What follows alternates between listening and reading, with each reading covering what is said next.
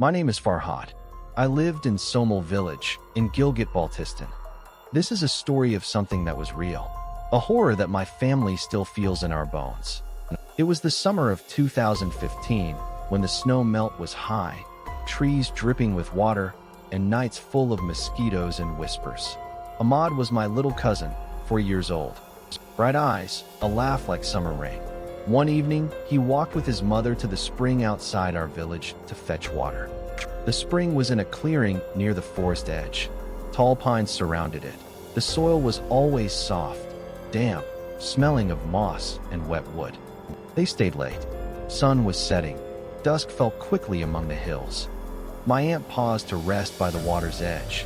Ahmad dipped his small hand in, splashed. She laughed. The air chilled. When they returned home, Ahmad was missing. We searched first with lanterns. Around the spring, among trees, under fallen logs. My uncle's voice cracked with fear. Night fell full and heavy, stars hidden behind clouds. The forest sounds turned strange, hooting, branches scratching like claws. They brought in an exorcist, someone they said could speak to jinns. He arrived under moonlight, carrying old books, herbs, pungent incense. My family begged him, bring Ahmad back. They began rituals beside the spring, at drums, recitations, flames flickering in the dark. The exorcist called, Ahmad, show yourself. And once, twice, they said Ahmad appeared. A shape, pale by the spring's edge, silent. Then vanished when someone stepped closer. The forest swallowed the shape. My heart pounded each time. Days passed. Every night, my aunt listened for crying. Wind in the trees sounded like sobs. The water in the spring sometimes bubbled when no one moved. Frightful ripples danced across the surface, though the air was still. On the 14th day after his disappearance, we found his body, hidden among rocks and undergrowth, not far from the spring, but under dense forest cover. His clothes torn, bruises, marks of something sharp. Maybe animal teeth, maybe claws, maybe tools. We could not tell.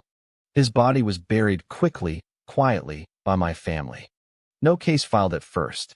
They believed it was jinn's doing, and that roots of old evil lay beneath our springs. It reached authorities later. They exhumed the body. Doctors came. Court officials. The earth was cold. The forest stood silent. They said there were torture marks. But no explanation, no definitive cause. The jinn explanation remained unverified scientifically, yet belief did not die. After that, nights felt different. The spring seemed to watch. When moonlight touched the water, the reflections sometimes rippled though no breeze blew. Trees leaned toward the cleared path, though they should stand straight. Shadows moved where there were none. We heard whispers, at water, at doors. Someone called from beyond the trees, Farhad, my name. No one else should know. I froze.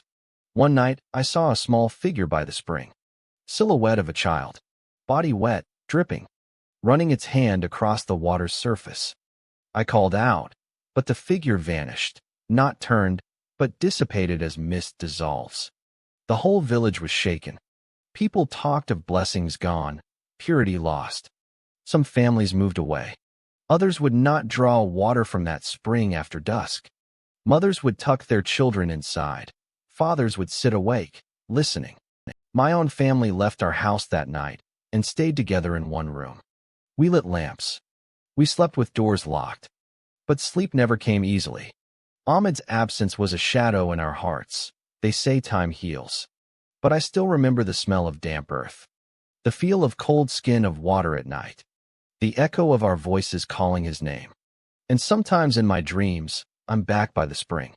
The shape is there. The shimmering water, moonlight. And I hear a whisper, Farhad. And I wake wrapped in sweat. This is true. Every fact in this story is reported by newspapers. The disappearance, the belief in jinn, the exhumation, the marks on the body. But what you hear in your mind, the whispers, the shape, the dread, that only those who were there know that if you ever pass a spring alone at dusk, with forest breathing just beyond the trees, remember, water remembers. And sometimes, Water calls back the missing.